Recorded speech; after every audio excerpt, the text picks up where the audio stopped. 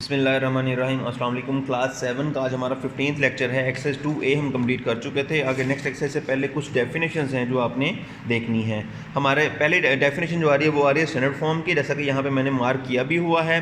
और the rational number, बच्चे आप भी ऐसे ही अपनी बुक पे मार्क कर लें, the rational number such that its numerator and denominator have no common divisor other than 1। क्या मतलब है उसकी बात का? वो कह रहा है ऐसी फॉर्म जिसके डिनोमिनेटर और न्यूमरेटर में कॉमन डिवाइज़र 1 के अलावा ना हो। जैसे अगर आप ये नंबर देखें 6 और 8 दोनों 2 पे डिवाइड हो सकते हैं, तो आप लोग क्या करेंगे, इसको पहले 2 पे डिवाइड कर लेंगे। अगर ये इससे बड़े किसी नंबर से, लेट्स सपोज 4, 5, 6 से डिवाइड होते हों, तो आपने उन नंबर से डिवाइड करके इनको सिंप्लीफाई कर लेना है। तो यानी कि इतना हम सिंप्लीफाई करेंगे कि दोनों का कॉमन डिवाइज़र सिर्फ 1 रह जाए, यानी कि दोनों जो नंबर्स हैं न्यूमरेटर में भी और डिनोमिनेटर में सिर्फ 1 के अलावा कोई ऐसा नंबर ना हो जिसपे दोनों इकट्ठे डिवाइड हो सकते हों, दोनों कॉमन डिवाइज़र 1 के अलावा ना हो। And the denominator of the number is positive, और इसके अलावा डिनोमिनेटर में आंसर पॉजिटिव होना चाहिए। जैसे अगर आप यहाँ पे देखो, हमने 2 पे डिवाइड किया, आंसर 3/-4 आया। हमने इस -4 को खत्म करने के लिए माइनस से दोनों जगह पे मल्टीप्लाई किया, न्यूमरेटर पे भी और डिनोमिनेटर पे भी, तो -3/4 बन जाएगा। तो ये हमारा पॉजिटिव बन गया denominator. A rational number when express in this form is said to be in its standard form. तो जब नंबर रेशनल नंबर को हम इस फॉर्म में लिख लेते हैं तो ये उसकी एक स्टैंडर्ड फॉर्म बन जाती है। अब इसी चीज़ को हम आगे कंटिन्यू करेंगे। एक्सरसाइज हमारी आ गई है 2B। मैं इन क्वेश्चन को आपको एक्सप्लेन भी करता हूँ 1 बाय 1। आप लोग अपनी बुक खोल लें, उनके ऊपर आपने इनको अंडरस्टैंड कर लेना है और साथ साथ सॉल्व भी कर लेना है। बाकी फिर सवाल आप लोग इसके बाद खुद से करेंगे। जी, हमारा fill in the blanks exercise 2B की फिल इन द ब्लैंक्स का पहला सवाल है 56/-96, और वो कहता है is express in standard form as. अब हमने इसको इसके स्टैंडर्ड फॉर्म में लिखना है। तो बच्चे मैंने आपको बताया था, आपने दो चीज़ें देखनी है। पहली ये कि ये नंबर किसी भी नंबर पे 1 के अलावा डिवाइड ना होते हों, यानी कि कॉमन डिवाइडर जो है दोनों इकट्ठे जो हैं वो 1 के अलावा किसी नंबर पे डिवाइड ना हो सकते हों। और दूसरा, डिनोमिनेटर में यानी बटे के नीचे वाली जो रकम है वो पॉजिटिव होनी चाहिए। तो हम देखते हैं 56 जो है वो 2 के टेबल पे 56 भी डिवाइड हो सकता है और 96 भी डिवाइड हो सकता है। तो आप क्या करें, इसको 2 पे डिवाइड कर लें। इसको भी हम 2 पे डिवाइड कर लेते हैं और इसको भी 2 पे डिवाइड कर लेंगे। 2 2s are 4, 1 कैरी हुआ 16, 2 8s are 16, और ओवर आ जाएगा। हम नीचे वाली पार्ट को भी डिवाइड कर लेते हैं। 2 4s are 8, यहाँ से 1 16 बन जाएगा, और 2 8s are 16, और माइनस वैसे का वैसे ही आ जाएगा। उसके बाद अगर आप गौर करें तो अगेन ये 2 पे डिवाइड हो सकता है और ये भी 2 पे डिवाइड हो रहा है। तो हम क्या करते हैं, इसको अगेन 2 पे डिवाइड कर लेते हैं। 2 14, 2 1s are 2 और 2 4s are 8 आएगा, और यहाँ पर क्या आ जाएगा, 2 2s are 4 and 2 4s are 8, और यहाँ पे 7 माइनस आ जाएगा। अब अगर आप देखें तो अगेन हम इसको 2 पे भी डिवाइड कर सकते हैं। इसको भी 2 पे डिवाइड करें और ये भी 2 पे डिवाइड हो जाएगा। तो अब हमारा आंसर क्या आएगा, अगले साइड पे सॉल्व कर लेता हूँ बच्चे। 2 यहाँ पर आ जाएगा 7 और यहाँ पर आ जाएगा 12, और साथ इसके साथ माइनस आ जाएगा।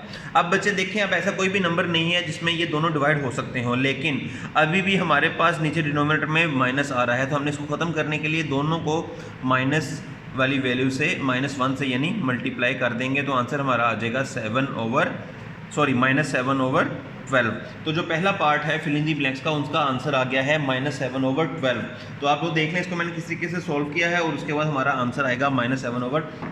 पार्ट 2 की तरफ चलते हैं। वो कहता है which of the following fraction is greater 3/4 और 11/15। तो बच्चे इसमें आपने क्या करना है, जब भी आपको दो एक्सप्रेशंस को कंपेयर करने के लिए दिया जाए, लेट्स सपोज हमारे पास जो इसने एक वैल्यू दी है वो आ रही है 3/4, और जो दूसरी वैल्यू है वो आ रही है 11/15। अब हमने सबसे पहले क्या करना है, हमने इसका डिनोमिनेटर सेम बनाना है। मींस अगर आपको ये कहा गया है कि 3/4 और 11/15 को कंपेयर करें, तो अब आप क्या करेंगे, इसके डिनोमिनेटर में 4 आ रहा है और इसके डिनोमिनेटर में 15 आ रहा है। अब इसके डिनोमिनेटर को इससे मल्टीप्लाई कर दें और इसके डिनोमिनेटर को इससे मल्टीप्लाई कर दें, यानी यहाँ पे हम मल्टीप्लाई करेंगे 15 के साथ दोनों वैल्यूज़ को।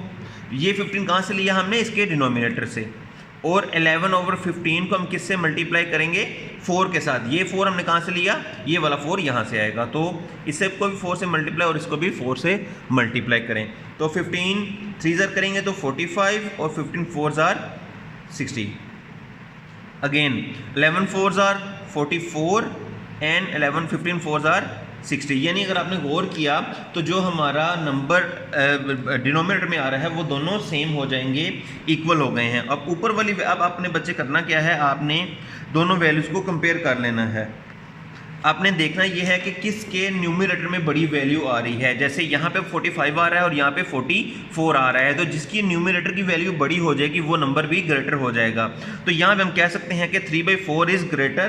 तो ये हमारी स्टेटमेंट ट्रू है, यानी कि इसमें आप बता सकते हैं कि 3/4 और 11 और 15 में कौन सा नंबर ग्रेटर है, तो वो 3/4 ग्रेटर होगा। उसके बाद नेक्स्ट पार्ट में वो हमें रेसिप्रोकल फाइंड करने के लिए कह रहा है। रेसिप्रोकल का मतलब क्या होता है, आपने उसको रेसिप्रोकेट करना है। यानी यहाँ पे उसने कहा हमें 5/7, तो हमने इसको रेसिप्रोकेट जब करना होगा तो हम क्या करेंगे, जो डिनोमिनेटर में वैल्यू है उसको हम न्यूमरेटर में लिख लेंगे, और जो न्यूमरेटर में है वो हमारा डिनोमिनेटर में आ जाएगा, यानी ये 7/5 बन जाएगा। तो ये इसका रेसिप्रोकल वैल्यू हो जाएगी। इसके बाद नेक्स्ट पार्ट में -9/8, -9/-8, इसको हमने स्टैंडर्ड फॉर्म में लिखना है। सबसे पहले देखें, ये 2 पे डिवाइड हो रहा है लेकिन ये 2 पे डिवाइड नहीं हो सकता, ये 3 पे डिवाइड हो रहा है, ये 3 पे डिवाइड नहीं हो सकता, ये 4 पे डिवाइड हो रहा है, ये 4 पे डिवाइड नहीं होता, और इसके अलावा कोई ऐसा नंबर नहीं है जिसके ऊपर दोनों इकट्ठे डिवाइड हो सकते हो। तो हम सिर्फ इसको क्या करेंगे, डिनोमिनेटर में से माइनस को ख़त्म कर लेंगे, यानी -9 मल्टीप्लाइड बाई -1 और -8 मल्टीप्लाइड बाई -1, तो आंसर आ जाएगा 9/8। तो ये आपकी स्टैंडर्ड फॉर्म बन जाएगी, 9/8 आपका आंसर होगा। जी बच्चे अगले पेज पे चलें। एक्सरसाइज हमारी है 2B, इसका पेज नंबर आप 26 निकाल लें। अब आपको मैं यहाँ से भी थोड़ा गाइड कर दूंगा, बाकी क्वेश्चन आप लोग फिर खुद से कंप्लीट करेंगे। जी क्वेश्चन है 2, express the following rational number in standard form. आपने इन सब क्वेश्चन को सॉल्व करना है, जहाँ कटिंग होती होगी, जहाँ पे डिवाइड होता होगा डिवाइड करेंगे और उसके बाद उसका आंसर फाइंड कर लेंगे। तो 1, 2, 3, 4 एंड 5 के 5 पार्ट्स आप लोग, जिस तरह मैंने पहले आपको सिंप्लीफाई करवाया था क्वेश्चन नंबर 1 के फर्स्ट पार्ट के अंदर, वैसे ही आपने इनको भी सिंप्लीफाई करना है। उसके बाद क्वेश्चन नंबर 3 है, ये हमने बताना है कि यहाँ पे क्या आएगा। तो आप देखें कि 4 को किससे मल्टीप्लाई किया जाए कि 12 बन जाए, तो वो -3 से मल्टीप्लाई करने से। तो इसी तरीके से आप 5 को भी -3 से मल्टीप्लाई करके यहाँ पे लिखेंगे तो वो आपका आंसर आ जाएगा। इसी तरीके से 4 को किससे मल्टीप्लाई कीजिए कि 20 बने, तो वो 5 से मल्टीप्लाई करें, तो उसी 5 से आप इसको भी मल्टीप्लाई करें, यहाँ पे आंसर फाइंड करेंगे। इसी तरीके से आप क्वेश्चन नंबर 2 और 3 भी कंप्लीट कर लेंगे। आगे आ रहे हैं क्वेश्चन नंबर 4 की तरफ। इसमें आपने ग्रेटर या लेस देन बताना है। तो आपने जिस तरीके से मैंने आपको पिछला सवाल अभी ग्रेटर और लेस वाला करवाया था, क्वेश्चन नंबर 2 फर्स्ट का सेकंड पार्ट जो था, तो उसी तरीके से आप यहाँ पे भी इसके डिनोमिनेटर सेम बनाएंगे और उसमें से जो न्यूमरेटर जिसकी वैल्यू बड़ी होगी उसको आप लिख लेंगे, वो वैल्यू ज़्यादा है। तो इस तरीके से बच्चे अपने क्वेश्चन नंबर 4 तक कंप्लीट करना है और उसके बाद 5, 6 हम क्वेश्चंस कल स्टार्ट करेंगे। होपफुली आपको क्लियर हो गया होगा। Thank you.